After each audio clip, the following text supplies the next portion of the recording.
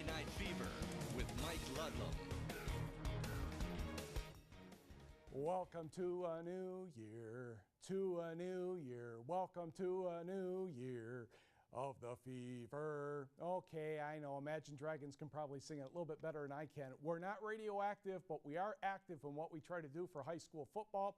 We begin with the Division 7 state champion Ishpeming Hematites at home, starting the 2013 year against the team they usually start against, the Iron Mountain Mountaineers. And the pep song was Loud and Proud. First quarter action, 4th and 4 from the 6. Alex Briones flushed out of the pocket. And yeah, he'll take care of business from there. Ishpeming makes the 2-point conversion to go up 8-0. 2nd and 12 from the 30 for Iron Mountain. And it's the Hematites defense stepping up as the sack is made. Derek DeCare takes down Craig Qualley for a loss of 10. To the second quarter, Briones finds DeCare along the sideline. This will be good for about 14 yards before he's knocked out of bounds. However, the drive would stall. Next series for the blue and white. 1st and 15 from the 32. Hey, Briones is going to get a chance to throw this year, and he's going to do it often. Tyrus Milamaki with the catch for 43 yards. 1st and goal from the 1. Bobby Zulke will take the snap, and he burrows into the end zone. Ishpeming starts the year nicely, 36-0 over Iron Mountain. Let's go to Negaunee against Munising. They are playing for the Oscar Wasberg Trophy, in case you did not know. Negaunee's won it the past couple of years. Second quarter action, 16-8 Negaunee. Ryan Sergil looking to throw, and he finds Zane Radloff, and Zane at 6'5" uses his arms and pulls it away for the score. 30 yards, 24-8 Miners. The 2-point conversion was good. Less than 15 seconds to go in the half for Munising. Tyler Kangas finds Cole Potvin. So wide open, he had to make the catch. Poor guy didn't have a choice. So Big Bay Danak is on the board along with Munising, 24-16 Miners at the half. Several groups recognized at halftime for their contributions to a new scoreboard. First play from scrimmage in quarter number 3. Ryan Sergil ready to throw. Really, they're going to run the option. What do you think, Luds? And he breaks a couple tackles, and then he is off to the races. This is good for 66 yards and a touchdown. 2-point conversion, no good this time, 30-16 Maize and Blue. Was Munising impressed? Apparently not, because here come the Emeralds again. Mike Brock with a short TD run, and a 2-point conversion by Tony Floyd made it 30-24 Negaunee. And Munising was stopped inside the 10-yard line right near the end of the game. Negaunee hangs on to win by the count of 36-30. Let's go to Westwood. The red, white, and blue Patriots taking on the Stevenson Eagles in a fine American affair between Eagles and Patriots.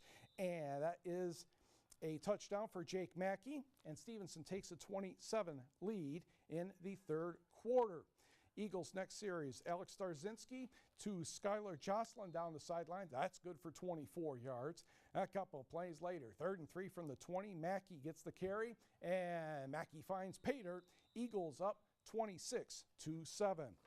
To the 4th quarter, Westwood looking for some offense under new coach John Jessen. Derek Wing gets the carry, but he doesn't get to go very far. He did score the Patriots' only touchdown of the night, but it would not be enough. Stevenson rolls to the victory by the count of 26-7. Marquette, what do we know about Marquette this year? Well, they needed a new offensive line, and they were providing great protection for Brett Place as he finds Kurt Burmeister 61 yards against Traverse City Central, and the Redmen take a 7-0 lead in quarter number 1. This is not a replay coming up. It just really looks like one. Place, again, rolling to his right a little bit. Burmeister's open again, number 5. Yes! Touchdown, 69 yards. It's 14-0 Marquette. And the Redmen aren't done in the first half. Place sneaks it into the end zone. Good enough. 21-0 at the half. Good defense by Marquette in the first half.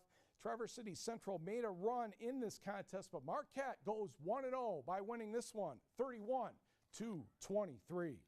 Let's go to the scoreboard. A couple other teams from the Great Northern Conference involved in victories tonight. Kingsford over Lakeland, Wisconsin. That score is 40-20. Maroons defense shuts down Anago, Wisconsin quite nicely. Single wing 20, Anago nothing. Calumet and Northland Pines went back and forth in this one for quite a while before the Wisconsin school gets the victory 26-20. And another Michigan-Wisconsin battle. This one goes to Wisconsin as well. Hurley, the Midgets look to be pretty good again, 47-7 over Ironwood. Now for the defensive battle of the night, the Munising Mustangs, the West Iron County Whitecons. We picked this one up in the first quarter. Whitecons are in pretty good shape. Andrew Peterson driving. He's looking for a receiver by the name of Ryan Rogers. And yes, but the defender was right. He was out of bounds. No touchdown there. And the drive would stall. Munising trying to air it out. Alston Kelto rolling out. He finds Alex Hill. Nice tackle there, but again, nothing would happen. Scoreless at the half. Click. There goes the third quarter. No score there either. Then the fourth.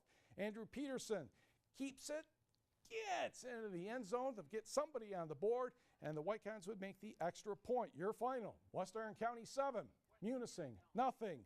We thank our photographer for staying for the practically entire game and getting back in time from Munising. Let's go to Division 8 football. Forest Park on the road to open the season against Bark River Harris. Forest Park has a mix-up in the backfield, and the Broncos will recover. Well, it's week one. Those things do happen. And the Broncos will try to take advantage. Jordan Sodergren looking for Kyle Kleiman. That's a catch. Gets it down to the Trojans' 2-yard line. On the next play, Sodergren goes the final 2 yards himself, and the Broncos in front, 6-0. The Trojans, though, would score from Jeff Johnson on a 37-yard run. Then he scores from a lot shorter. Forest Park takes the lead 12-6. Still in the first half, the Broncos punt. Austin Snell gets the ball to 35, and this appears to be a problem for the Broncos because Austin Snell has done this a time or two in his life. 65 yards for the touchdown. He had 2 touchdowns rushing as well, and Forest Park gets your victory by the count of 39-6. Let's sneak below the bridge just a second, the Mackinac Bridge, for Sault Ste. Marie and Petoskey. Northmen going through the air. Evan Whitemore to Chase Lettingham. And the home team is in front 7-0 for Sault Ste. Marie. As you can tell in white, Raynell Anderson makes a couple of moves. That tackler misses, and he gets it down into Northman territory, but they would not be able to score. Petoskey back on offense. Connor Reed is going to rumble for a while, and that would eventually set up a touchdown by Lettingham. Petoskey would take a 14-0 lead. Michael James, the Sault Ste. Marie quarterback, and he's looking for Mr. Anderson, and they make the connection, and that gets them in business. Anderson will run it into the far corner, cut the deficit to 14-7, but Petoskey would go on to get the victory by the count of 23-7.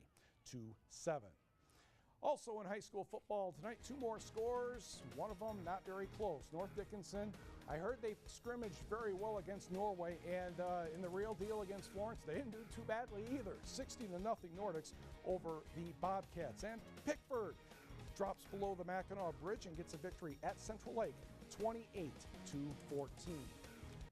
Couple college cross-country runners from the Upper Peninsula today were taking place in the Jeff Drenth Memorial down at Central Michigan University. Marquette's Austin Whistler, running for Michigan State, came in 14th place for the Division I men, 16 minutes, 30.2 seconds. So he was about 42 seconds behind the winner, which isn't half bad.